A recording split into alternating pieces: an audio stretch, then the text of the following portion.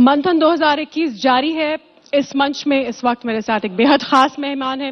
जितनी शांत और सौम्य वो दिखती हैं, उतनी ही पिछड़ों की प्रबल, प्रखर, बुलंद आवाज के तौर पर वो जानी जाती हैं। बहुत तालियों के साथ स्वागत कीजिए केंद्रीय मंत्री और अपना दल की नेता अनुप्रिया पटेल का। अनुप्रिया, बहुत स्वागत है आपका मंथन में। शुक्रिया। बहुत बिजी और हेक्टिक शेड्यूल आपका चल रहा है। अभी आप मुझे बता रही थी, न सिर्फ आपके कंधों पर कमान है पूर्वांचल की और यूपी की आने वाले चुनाव के लिए, बल्कि आप एक बहुत अहम मंत्रालय संभाल रही हैं इस वक्त केंद्र में। तो कैसे मैनेज कर रही हैं ये सब? ये चुनावी वर्ष है, आप जानती हैं, और वैसे तो राजनीतिक कार्यकर्ताओं के लिए ये कोई अलग स्केड्यूल नहीं है, क्योंकि हम दिन रात चलते रहते हैं अपने प्रदेश में। लेकिन हाँ, चुनावी वर्ष होने के नाते और साथ में मंत्रालय की भी दायित्व हैं, और मेरी अपनी पार्टी अपना दल के भी संगठन के कार्यक्रम है, मेरी अपने संसदीय क्षेत्र मिर्जापुर की भी प्रतिबद्धताएं हैं। तो उन सब के बीच में निश्चित रूप से दौड़ भाग बढ़ जाती है, लेकिन हम सभी राजनीतिक कार्यकर्ताओं को आदत होती है। लेकिन मुझे लगता है कि ज्यादा चुनौतीपूर्ण होगा, क्योंकि मोदी जी के साथ जो भी मंत्री काम करते हैं, लोग काम करते हैं, उनको काफी मेहनत करनी पड़ती है। देखिए, ये एक परंपरा तो शुरू की है माननीय प्रधानमंत्री जी ने, कि वो स्वयं भी बहुत ज्यादा काम करते हैं, कई घंटे लगातार काम करते हैं, और हमारे जैसे युवाओं को भी बहुत प्रेरणा मिलती है कि अगर वो जिस एज ब्रैकेट में है, अगर वो इतना काम कर सकते हैं, तो हम तो यंगर लॉट हैं, हमें तो और काम करना चाहिए। और मुझे लगता है कि इतना बड़ा देश है हमारा, 130 करोड़ की आबादी है, और इतनी बड़ी आबादी के भविष्य को बेहतर बनाने के लिए काम करना है, और विशेष तौर से लास्ट माइल डिलीवरी की जो हम बात करते हैं कि सरकारी योजनाओं का लाभ अंतिम व्यक्ति तक पहुंचना चाहिए। तो अगर उस उद्देश्य से हमें काम करना है, तो हमें काम करने के घंटे तो बढ़ाने पड़ेंगे। बात करते हैं उत्तर प्रदेश की चुनाव की। 3 बार आप बीजेपी के साथ, आपकी पार्टी अपना दल एस जो है वो गठजोड़ में रही है, और आप कामयाब रहे हैं। इस बार फिर आप गठजोड़ में हैं, आप अब मंत्री भी हैं आप। लेकिन इस बार विपक्ष काफी लामबंद दिख रहा है, कई मुद्दे उठा रहा है, किसान का मुद्दा हो या फिर महिला सुरक्षा की बात करते हैं वो लोग, बेरोजगारी की बात करते हैं। तो आपको लगता है कि इस बार चुनौती उत्तर प्रदेश में और पूर्वांचल में जो आपका स्ट्रांग होल्ड है, थोड़ी ज्यादा है? नहीं, मुझे चुनौती तो नहीं लगती, क्योंकि देखिए, जहां तक विपक्ष के आरोपों का प्रश्न है, तो मुझे लगता है कि लोकतंत्र में विपक्ष जितना आक्रामक हो, उतना अच्छा है लोकतंत्र की सेहत के लिए। तो विपक्ष यदि आक्रामक है, तो वो लोकतंत्र में अपने दायित्व का पालन कर रहा है। सरकार को कटघरे में खड़ा करना, सरकार से सवाल पूछना, ये उनकी जिम्मेदारी है, तो वो अपनी भूमिका अदा कर रहे हैं। रही बात हमारी, तो हमने 5 वर्षों में, 4.5 वर्षों में जो भी विकास के कार्य किए हैं, उसको लेकर हम निरंतर जनता के बीच में जा रहे हैं। और इसलिए मुझे लगता है कि चाहे हमारी पार्टी हो, बीजेपी के साथ हमारा गठबंधन हो, सरकार की उपलब्धियां हो, हमें भी जनता के बीच में जाना है और विपक्ष को भी जाना है। तो असली फैसला जो होगा वो जनता के स्तर से आएगा। मुझे कोई चुनौती नहीं महसूस होती। मुझे लगता है कि जो विकास के कार्य हुए हैं उत्तर प्रदेश में, और उसको देखते हुए उत्तर प्रदेश की जनता हमको आशीर्वाद फिर से देगी। सबसे बड़ी उपलब्धि इस सरकार की आपको क्या लगती है? मैं अगर उत्तर प्रदेश की दृष्टि से बात करूं, तो मुझे लगता है किसी भी जिले का, उत्तर प्रदेश के किसी भी कोने का व्यक्ति हो, किसी भी वर्ग से आता हो, सबसे बड़ी आकांक्षा होती है कि विकास। और अगर विकास की दृष्टि से मैं बात करूं, तो मुझे लगता है कि बहुत सारा विकास कार्य इन 4.5 वर्षों में हुआ। आप देखिए, हमारे उत्तर प्रदेश के अंदर अगर स्वास्थ्य की दृष्टि से मैं एक उदाहरण दूं, तो हमारे यहाँ 1 एम्स हुआ करता था, 2 एम्स बने। इसके साथ मेडिकल कॉलेजेस की संख्या में तेजी से वृद्धि हुई। 59 मेडिकल कॉलेजेस हमने बना के खड़े कर दिए। 2017 से पहले देखिए 12 या 13 मेडिकल कॉलेजेस थे। हमारे यहाँ बड़ी तेजी से जो एक्सप्रेसवेज हैं, 4-5 एक्सप्रेसवेज बन रहे हैं। डिफेंस कॉरिडोर, अभी माननीय प्रधानमंत्री जी आए, उन्होंने उसकी शुरुआत की। इसके साथ आयुष मिनिस्ट्री बन रही है, यूनिवर्सिटी बन रही है। तो हवाई अड्डे, नए 17 हवाई अड्डे बन रहे हैं। तो आप देखिए कि कितनी तेजी से इंफ्रास्ट्रक्चर बन रहा है, विकास के बहुत सारे काम हुए हैं। तो उसको देखते हुए मुझे लगता है कि हर वर्ग की जो एक विकास को लेकर आकांक्षा होती है, वो पूरी हुई। लेकिन लॉ एंड ऑर्डर की बात भी होती है, और खासतौर से महिलाओं की सुरक्षा की बात काफी मुखर तरीके से विपक्ष उठाता है। अभी भी हम कांग्रेस से बात कर रहे थे और तमाम विपक्षी दलों से, वो कहते हैं कि महिलाएं सुरक्षित महसूस नहीं कर रही उत्तर प्रदेश में। इस पर आपका क्या? कांग्रेस की सरकार जब देश में थी तब भी ये सवाल उठते थे, और हमारे देश के अंदर, देश में किसी की सरकार हो या राज्यों में, अलग अलग राज्यों में किसी पार्टी की सरकार हो, मुझे लगता है कि बहुत कम ऐसी पॉलिटिकल पार्टीज या सरकारें होंगी जिनके सामने ये विषय चुनाव के समय नहीं आता होगा। हमारे देश के अंदर महिला सुरक्षा आज भी एक बहुत बड़ा विषय है, और इसमें लॉ एंड ऑर्डर की भूमिका है। Law and order state subject है, स्टेट ने इंश्योर करना है कि महिलाएं सुरक्षित हैं।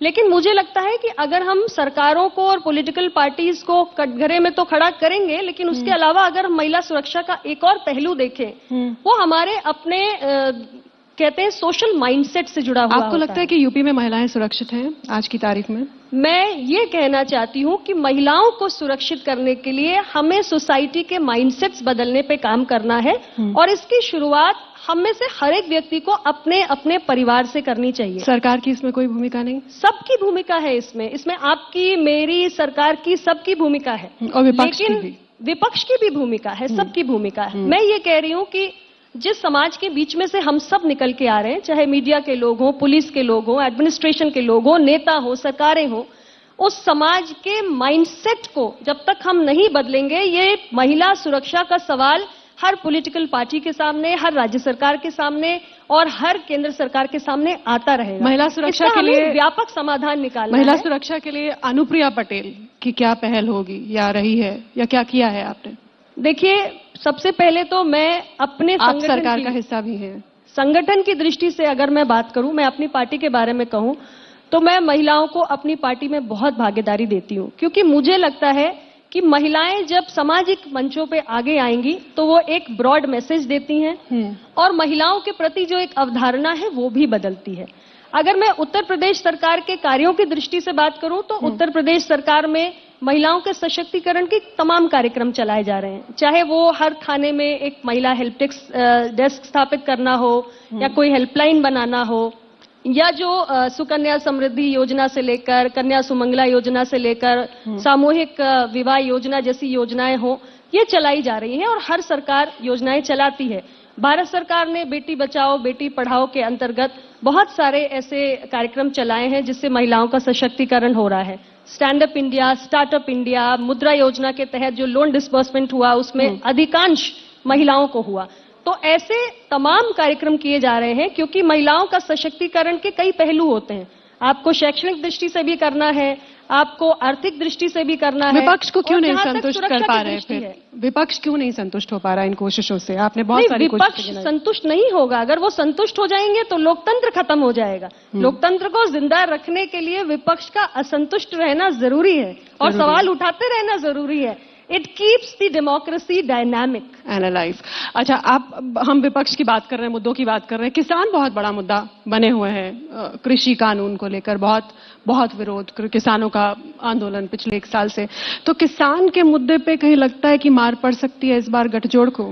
देखिए, अगर मैं सरकार की मंशा की बात करूं, तो भारत सरकार से लेकर उत्तर प्रदेश सरकार ने किसानों के हितों को लेकर कई फैसले किए हैं, क्योंकि मूल सोच यही है कि जब तक किसान खुशहाल नहीं होगा, ना प्रदेश समृद्ध हो सकता है, ना देश समृद्धि की ओर बढ़ सकता है।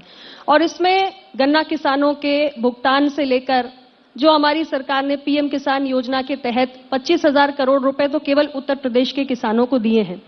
बहुत सारे कार्यक्रम भारत सरकार से लेकर उत्तर प्रदेश सरकार तक चलाए गए हैं। निश्चित रूप से मैं मानती हूं कि कुछ हमारे ऐसे स्थान जरूर हैं जहां पे अभी भी प्रदर्शन हो रहे हैं, और मेरा अपना ये मानना है कि किसी भी लोकतंत्र में किसी भी समस्या का समाधान संवाद से ही निकलता है।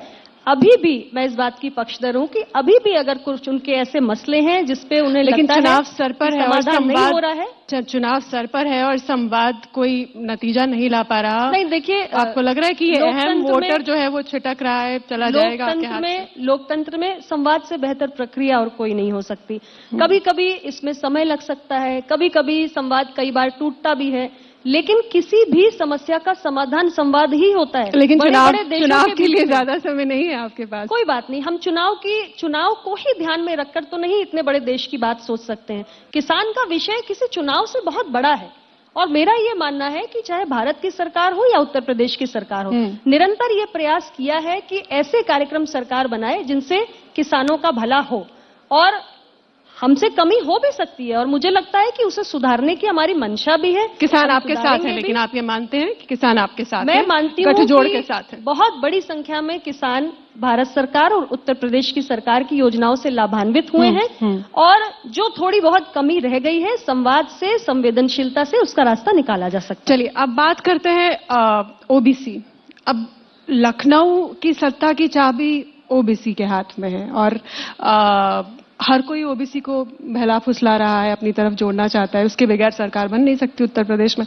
तो आपको क्या लगता है कि ओबीसी जो कैटेगरी है, वोटर है, उसका मूड क्या है? क्योंकि आप तो अच्छे से भांपती हैं इस चीज को। आज की तारीख में क्या वो संतुष्ट है इस सरकार से, उनके कार्य से, या क्या उम्मीदें हैं ओबीसी वोटर की? अभी उत्तर प्रदेश की आबादी का 45% मान के चलिए, मोटे तौर पे, ज्यादा कम हो सकता है थोड़ा बहुत, ये पिछड़ा वर्ग है। बिल्कुल। और इसमें विभिन्न जातियां आती हैं, किसी का संख्या बल अधिक है, किसी का कम है। अगर मैं पिछड़े वर्ग के को ध्यान में रख के बात करूं तो मोदी जी की सरकार ने कई अहम फैसले किए हैं। चाहे अभी हालिया फैसला आप नीट एग्जामिनेशन का ले लीजिए, ऑल इंडिया कोटे में पिछड़ों का आरक्षण नहीं लागू था और ये मांग पिछले कई समय से चल रही थी। हर वर्ष हजारों सीटों का नुकसान हो रहा था, लेकिन मोदी जी की सरकार ने, जब ये विषय उनके संज्ञान में आया, तो उन्होंने इसका समाधान निकाला। उन्होंने ऑल इंडिया कोटों के तहत पिछड़ों के आरक्षण की व्यवस्था इसमें सुनिश्चित की।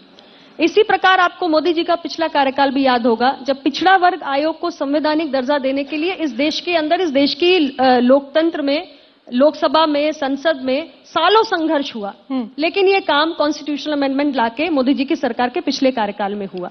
मैं ये नहीं कहती कि सारे विषयों का समाधान हो गया है, लेकिन निश्चित रूप से एक एक करके विषय ऐसे आ रहे हैं जिनका समाधान करने का प्रयास सरकार कर रही है। तो फिर ऐसा क्यों कि बहुत से ऐसे छोटे छोटे दल जिनको सभी लोग लुभाने की कोशिश में हैं, ओम प्रकाश राजभर सहयोगी थे, यूपी में मंत्री भी थे, लेकिन इस बार नहीं है वो साथ में। देखिए, वो सहयोगी थे और नहीं है, ये उनकी पार्टी का निर्णय है। ये उनकी पार्टी की कार्यकारिणी ने तय किया होगा, पार्टी के नेता ने तय किया होगा। कहीं कोई इशू, कोई नाखुशी, कोई मुद्दा तो रहा ही होगा। निश्चित रूप से उनके अपने विषय हो सकते हैं, जिसको देखते हुए उनकी पार्टी ने तय किया होगा कि उन्हें गठबंधन में नहीं रहना है। ये हर पार्टी का अपना अधिकार क्षेत्र होता है। क्या अभी भी दरवाजे खुले हैं? अभी भी बातचीत? इस पर मैं टिप्पणी नहीं कर सकती। ये भारतीय जनता पार्टी को और माननीय ओम प्रकाश राजभर जी को तय करना है कि उन्होंने साथ में आना है या नहीं आना है। आना है तो किन शर्तों के तहत आना है। मैं उनकी पार्टी के बिहाफ पे या बीजेपी के बिहाफ पे टिप्पणी नहीं कर सकती। मेरी पार्टी का गठबंधन बीजेपी के साथ रहना है या नहीं रहना है, ये हमारी पार्टी तय करेगी। इस पर मैं जरूर टिप्पणी अच्छा, इसी से एक, आप अपनी पार्टी की अपनी बात कर रही हैं, इसी से एक सवाल बार बार पूछा जाता है, कहा जाता है, थोड़ा डायरेक्ट है, सीधा है, पूछ सकती हूँ ना? तो ऐसा कहा जाता है कि क्यों चुनाव से पहले ही अनुप्रिया पटेल की याद आती है बीजेपी को? देखिए, वैसे तो ये प्रश्न आपको बीजेपी से पूछना चाहिए। आपसे पूछ रही हूँ, बीजेपी से भी पूछा जाएगा। नहीं, हमारा ये मानना है कि हमको मंत्रिमंडल में स्थान मिला है, हमको जो कंट्रीब्यूशन करना है देश के लिए वो हम करेंगे। चुनाव से पहले क्यों? वो कब वक्त तय तो माननीय प्रधानमंत्री जी ने करना है, मंत्रिपरिषद उनकी है। नहीं, तो ये उनके विशेषाधिकार आपको इससे निराशा तो थोड़ा सा कचोटता होता है ये बात। हमको निराशा नहीं होती, कुछ कचोटता तो होगा। नहीं, कुछ नहीं कचोटता, क्योंकि हमारी पार्टी जो है वो अपनी विचारधारा के लिए लंबे समय से संघर्ष कर रही है। आप अपना दल का इतिहास उठाकर देखिए, 1995 में पार्टी का गठन हुआ। बिल्कुल। मेरे पिताजी यशाकाई डॉक्टर सोनेलाल पटेल जी ने अपना पूरा जीवन लगा दिया, किसी पद पर नहीं थे, लेकिन अपने सामाजिक न्याय के विचार को लेकर आगे बढ़ते रहे। हमारी पार्टी का जो इतिहास है वो संघर्ष का है। हम कार्यकर्ता सत्ता में रहे ना रहे, पद पे रहे ना रहे, हमारा जो संघर्ष है उस पर इसका कोई प्रतिकूल प्रभाव नहीं पड़ता। तो हम पद पर रहने के लिए कभी संघर्ष नहीं करते, ना पद पर रहना या ना रहना हमारे लिए कोई मायने रखता है। पद की कोई आकांक्षा नहीं। हमारा अनुप्रिया पटेल को पद की कोई आकांक्षा नहीं। अनुप्रिया पटेल का लक्ष्य एकदम मछली के आंख की क्या तरह है लक्ष्य? ये मैं जानना चाहती हूँ। सामाजिक आज से 5 साल बाद या 2 साल बाद अनुप्रिया पटेल खुद को कहाँ देखती हैं? मैं आपको ये नहीं बता सकती कि आज से 2 साल बाद मैं अपने आप को कहाँ देखती हूँ, लेकिन मैं अपना दल ये को कहाँ जरूर देखती हैं? अपना दल को मैं जरूर देखती हूँ कि अपना दल का जिस गति से विस्तार हो रहा है पूरे उत्तर प्रदेश में, आज संगठन की दृष्टि से हम जहां खड़े हैं उससे और भी ज्यादा मजबूत स्थिति में आएंगे। और जिन विषयों को लेकर हमारी पार्टी अभी संघर्ष कर रही है, अगले 2 वर्षों में मैं कहती हूं कि हमारी एक मांग है कि भारत सरकार में पिछड़ा वर्ग का अलग से मंत्रालय गठित किया जाए। तो मैं ये सपना देखती हूँ कि ये मांग पूरी हो सके। इस मांग को लेकर भारत सरकार का किस तरह का रुख है? आप बार बार इस बार की बात करती आई हैं। बिल्कुल, मैं इसकी बात करती हूं। मैं इसके साथ ये भी मांग करती हूं कि ऑल इंडिया जुडिशियल सर्विसेज का गठन होना चाहिए। जो हमारे देश की जुडिशरी है वो लोकतंत्र का एक अहम स्तंभ है और उसमें जो हमारा पिछड़ा, दलित, कमजोर, आदिवासी समाज है उसका प्रतिनिधित्व न्यायाधीशों के पद पर होना चाहिए। ये तभी संभव होगा जब हम एक भारतीय न्यायिक सेवा का गठन करेंगे। तो हमारी ये कोशिश है कि अगले 2 वर्षों में जो ये मांगे हम कर रहे हैं हमें कामयाबी मिले, इसके लिए हम प्रयास कर रहे हैं। जी जी, बिल्कुल। अनुप्रिया, आप यहाँ आई और आपने इस मंच से अपने विचार साझा किए, इसके लिए बहुत बहुत धन्यवाद और आपको आगे के लिए हमारी good wishes, best of luck. एक छोटे से ब्रेक का वक्त हो रहा है। ये थी अनुप्रिया पटेल। छोटा सा ब्रेक, लेकिन मंथन 2021 लगातार जारी है। देखते रहिए न्यूज़ 24।